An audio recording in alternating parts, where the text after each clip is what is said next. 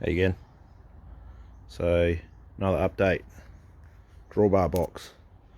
Alright, so this is where I'm at the moment. Probably fourth day, I'd say. I only do probably about probably about 3 hours a day on it. So we got doors, hinges, both sides, mounting brackets to the drawbar there. This is all welded in. It's ready to start cladding. Now I've got a little bit of the sign bond left over there. Got 2 sheets of that, and then I've got somewhere, I reckon I'll get a couple of sheets of white. Now it's only getting cladding on the bottom, or the sides, back and front and underneath, and then this will just be open bars here.